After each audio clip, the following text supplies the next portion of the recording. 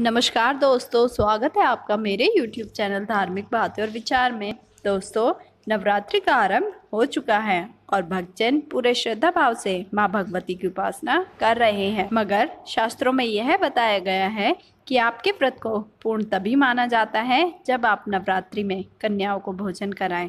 नवरात्रि में कन्या पूजन के लिए हमारे वेदों और पुराणों में कुछ नियम बताए गए हैं। इन नियमों का पालन करते हुए कन्याओं को भोजन करवाना सबसे शुभ फलदायी माना जाता है। तो दोस्तों, आज की वीडियो में मैं आपको कन्याओं को भोजन कराते समय तथा कन्या पूजन करते समय हमें क्या क्या सावधानियां रखनी चाहिए, इसके बारे में विस्तार पूर्वक बताऊंगी। इसके लिए वीडियो को अंत तक अवश्य देखें और अगर आप मेरे चैनल पर नए हैं तो मेरे चैनल को सब्सक्राइब अवश्य करें। दोस्तों, पौराणिक मान्यताओं के अनुसार नवरात्रि के अंतिम 2 दिनों अर्थात अष्टमी और नवमी के दिन कन्या पूजन करना सर्वश्रेष्ठ माना गया है। शास्त्रों में बताया गया है कि कन्या पूजन के लिए 2 से 10 वर्ष की कन्याओं को सर्वश्रेष्ठ माना गया है। वैसे तो नवरात्र में कन्या भोज के लिए आदर्श संख्या 9 होती है, लेकिन लोग अपनी सामर्थ्य और श्रद्धा के अनुसार कम या फिर ज़्यादा कन्याओं को भोजन करा सकते हैं। 9 कन्याओं को माँ दुर्गा के 9 रूप मानकर पूजा की जाती है और इन सब को अलग अलग नामों से जाना जाता है।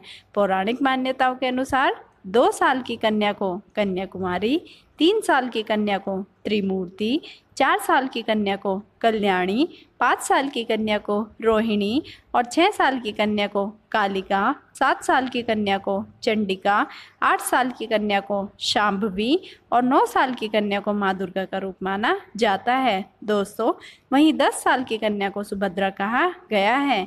देवी पुराण में भी बताया गया है कि नवरात्रि में माँ भवानी जितना प्रसन्न कन्या भोज से होती है, उतना प्रसन्न हवन और दान करने से भी नहीं होती। दोस्तों, अब मैं आपको बताऊंगी कि हमें कन्या पूजन करते समय किन किन नियमों का ध्यान रखना चाहिए और किस तरह से हमें कन्या पूजन करवाना चाहिए। चूँकि हम हर बार कन्या पूजन करते हैं, लेकिन कई बार हम ऐसी कुछ गलतियां कर देते हैं कि हमें उनका पाप उठाना पड़ता है।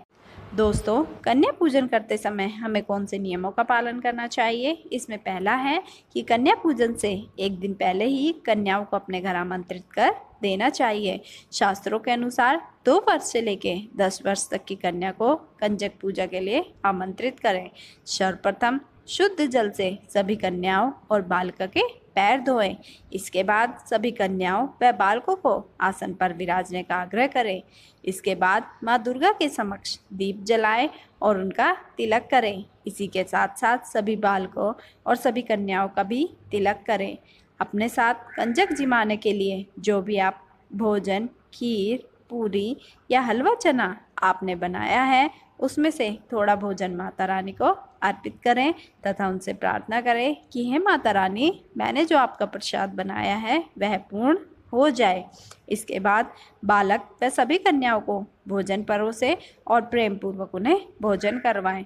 भोजन के पश्चात कन्याओं के पैर छूकर उनका आशीर्वाद लें। इसके पश्चात कन्याओं के पैर धोएं तथा उन्हें सामर्थ्य अनुसार दान, दक्षिणा, फल आदि देकर विदा करें। तो दोस्तों, अगर हम नवरात्रि में इस प्रकार कन्या पूजन करते हैं तो हमारे घर में सदैव माता रानी का आशीर्वाद बना रहता है तथा हमारे घरों में धन धान्य की कमी नहीं होती।